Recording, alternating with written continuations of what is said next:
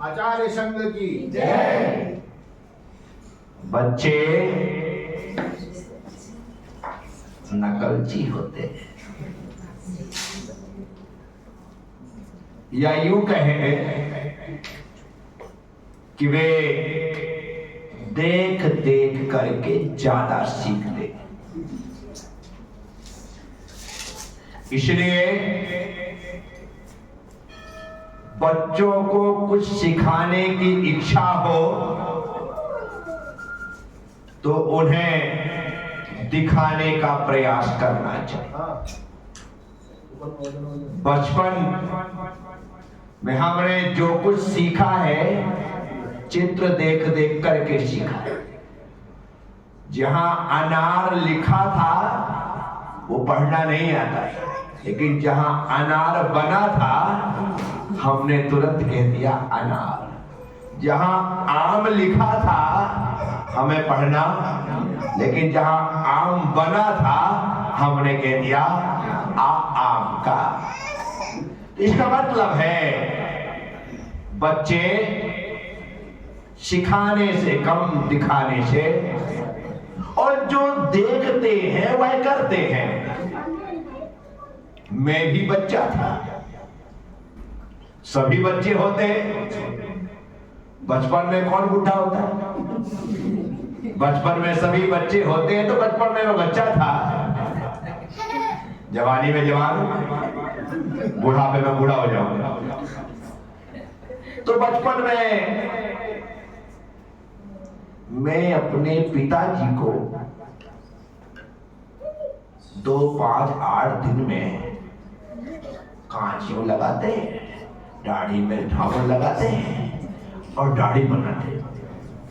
क्या करते? आप भी बनाते होंगे।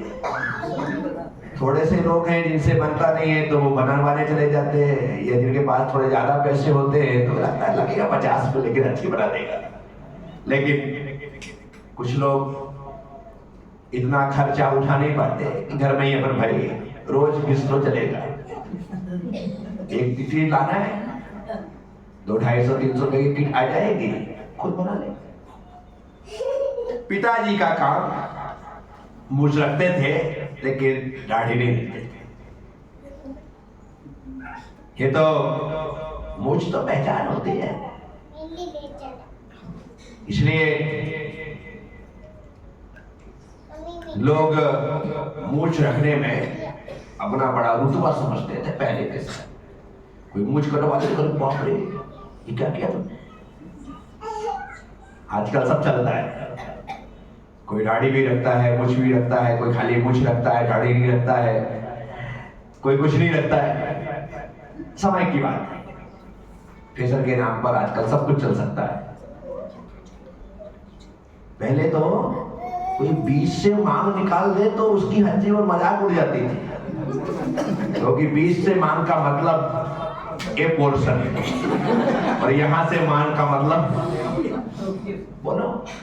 एक समय था महिलाएं बीच से ही मांग निकालेंगी तभी फरी जाएगी, और हम बाजू से मांग ऐसे निकाल करके ऐसे पालतू पे ऐसे कर लेते थे। तो बच्चे ना करते होते, पिताजी दाढ़ी बनाते थे। मेरे मन में भी आता था मैं भी बनाऊं, दाढ़ी थी नहीं, लेकिन बच्चे तो उनको तो खेल करना है। परंतु पिताजी दाढ़ी बनाते हैं, सब साफ सुथरा करते हैं, डिब्बा पैक करते हैं और रख देते हैं। कभी ऐसा मौका ही नहीं मिल पाया कि अपन एक काम करना है। एक दिन पिताजी दाढ़ी बना करके कोई विशेष काम आ गया, किसी ने आवाज देती, उठ करके बाहर चले गए, सामान वहीं पर पड़ा मिल गया। आज तो बहती गंगा में हाथ। तो बढ़िया पिताजी जहां बैठ करके दाढ़ी बनाते थे, अपन वहां चुपचाप बैठ गए। यहाँ माँ भी नहीं है क्योंकि वो काम कर रही है, बाहर पिताजी दाढ़ी बनाते थे। बस बैठ गया मैं और फटाफट ब्रश से अपनी दाढ़ी में साबुन लगा दी। क्या लगा दी? पूरी साबुन लगा दी। पिताजी अभी नहीं आए, किसी ने देखा पूरी दाढ़ी। अब साबुन लगाना भी कोई बच्चे को आएगा क्या? कहीं की कहीं कुछ भी लगा लिया, साबुन लग गई साबुन। अब जिसमें ब्लेड फंसी थी वो छोटी सी मशीन, क्या बोलते हैं उसको, रेजर फंसाते थे, इतना सा होता। आजकल तो अलग अलग प्रकार के आने लगे दुनिया भर के, लेकिन उस पहले एक ही सिस्टम का चलता था। ब्लेड फंसी थी उसमें, मैं उसे उठा करके अपनी दाढ़ी बनाता, उसके पहले पिताजी पीछे आकर के खड़े हो चुके थे, मेरी हरकतें देख रहे थे कि देखता हूं अबे क्या करता है। पूरी साबुन लगी है उल्टी सीधी, और हाथ में उठा करके यूं यदि मैं लगा लेता तो निश्चित तौर पर कट लग जाता और खूना खून हो जाता। बहुत बड़ी कला है दाढ़ी बनाना, जरा सा भी टेढ़ा मेढ़ा हुआ, हिला डुला, तुरंत कट लगता है। जैसे ही मैंने उठाया पिताजी ने रोक दिया, मैं तो सक पका गया, अब तो हो गया काम। उनको देखने की हिम्मत नहीं है, लेकिन पिताजी तो अलग ही प्रकार के पिताजी। उन्होंने डांटना डपटना तो दूर, मेरी माँ को और बुला लिया कि देख तेरे बच्चे की कारस्तानी। माँ ने मेरा मुंह देखा, साबुन चला था। गुस्सा तो से आया होगा, लेकिन गुस्सा ना आकर के और वो भी हंसने लगी। घर में जो थे सब लोग। पिताजी ने उस समय मेरे हाथ से वो मशीन लेते हुए शायद मन में कहा होगा कि बेटा तू दाढ़ी बनाने के लिए नहीं, केस क्लच करने के लिए पैदा हुआ है। कहा होगा, ऐसा नहीं कि उन्होंने मुझसे कहा और मैं ऐसा बोल रहा हूँ, ऐसा मन में आया होगा या नहीं आया होगा, तू दाढ़ी बनाने के लिए पैदा नहीं हुआ। और मुझसे वो किट ले ली गई। माँ ने ले जा करके मेरा पूरा मुंह धुलवाया। दाढ़ी तो थी नहीं तो बनती क्या है, दाढ़ी तो थी नहीं तो बनती क्या। लेकिन उनके मन में विचार आया हो कि बेटा तूने दाढ़ी बनाने के लिए नहीं, केस लॉन्च करने के लिए जन्म लिया है। तो उनका वो सोच एकदम सत्य निकला कि मैं बचपने में ही निकल गया। इस छोटी सी उम्र में मैंने घर त्याग कर दिया, जब बालों की रेख भी नहीं आई थी। अरे वो तो छोड़ो, 4 साल ब्रह्मचारी रहा तब तक नहीं आई। ये तो छोड़ो, 1989 में दीक्षा ले ली, 89 में नहीं आई, 90 में नहीं आई, 91 में नहीं आई। अभी तक मेरी दाढ़ी कुछ भी नहीं है। 92 में थोड़ी सी पीप फूटी, और उसमें ही अपन अपने आप को बड़ा समझने लगे। बड़ा देखो, जो बच्चे होते हैं उनकी दाढ़ी मुझे जाए तो अपने आप को ऐसा समझते हैं कि अब अपनी उम्र हो गई है। तो बस इतना सा आया, मेरा मन करने लगा कि केस लॉन्च कर लेते हैं। जरा जरा से रुए आए थे तो सागर जी महाराज ने मना किया कि मत कर, अभी बाल बहुत छोटे से हैं। और शौक जो था तो मैंने बिल्कुल छोटे छोटे बालों का भी केस लॉन्च 1992 में जा करके वहां पर किया। तो मेरे पिताजी ने विचार किया हो कि बेटा तू दाढ़ी बनाने के लिए नहीं, केस लॉन्च करने के लिए पैदा। बच्चे नकलची होते हैं, वो कुछ भी कर सकते हैं, वो कुछ भी कर सकते हैं। आपने गौर किया होगा, बच्चों को अपनी चप्पल पहनने से ज्यादा बड़ी चप्पल पहनने में मजा आता है। बोलो, खुद की पड़ी रहेगी वो नहीं पहनेगी, बड़ी चप्पल मम्मी की पहन करके पूरे कमरे में घूमती रहे। अरे भाई खुद की पहन ले। तो बच्चों को वो ज्यादा आकर्षित करता है बड़ों का काम। क्या? क्योंकि बच्चे नहीं रहना चाहते, वो जल्दी बड़ा हो जाना चाहते हैं, इसलिए सब कुछ बड़े लोगों की चीज यूज करना पसंद करते हैं। ऐसी स्थिति एक बार मैंने अपने दोस्तों के साथ मिल करके घर वालों को बताए बिना सीढ़ी के नीचे बने हुए छोटे से स्थान पर साफ सफाई करके गणपति की स्थापना कर दी। क्या कर दी? गणपति उत्सव मनाएंगे, गणपति बप्पा मोरिया, आधा लड्डू विराजमान कर दिया। घर वालों को पता, 10 लक्षण चलते हैं, सुबह से मंदिर चले जाते हैं, पूरा घर मंदिर में, भी मंदिर में वो करेंगे पूजा पाठ, क्योंकि हम लोगों के काम में उस टाइम पर बड़े सामूहिक रूप से बीच के मंदिर में संगीत के साथ गांव के लोग ही ढोलक मजीरा हारमोनियम लेकर के बैठते थे और 10-11 बजे तक ठाठ से पूजा चलती थी। इस बीच में वो पूजा पाठ करे, अपन घर भाग के, क्यों गणपति जी की आरती करनी सबके सामने करेंगे तो अभी माँ चिल्लाएगी। बढ़िया आराम से आओ, गणपति जी की आरती करो,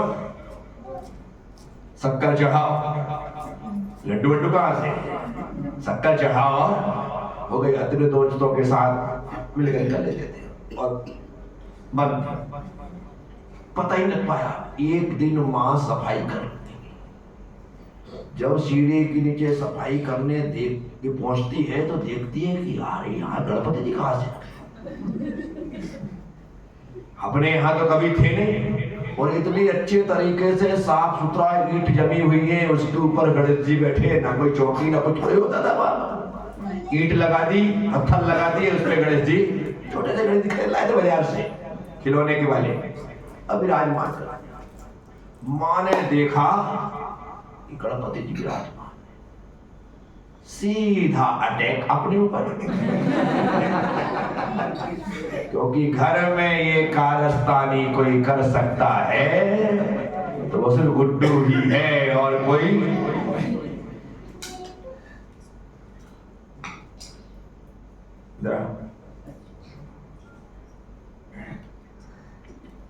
गणेश जी किसने विराजमान किया?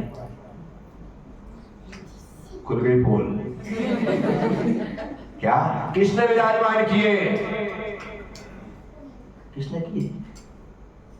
अब जब माँ ने देख ही लिया है तो चुपचाप बोल दो मैंने किया है। किसने किया है? मैंने किया। बोल। 10 लक्षण चल रहे हैं, सब लोग वहां हैं, भैया साहब गणपति की आराधना में लगे। क्या ठीक है? पिता पापा को बताइए, पिताजी को बताया कि देखो कि तुम्हारा लाडला क्या कर रहा है, गणपति की स्थापना कर रखी।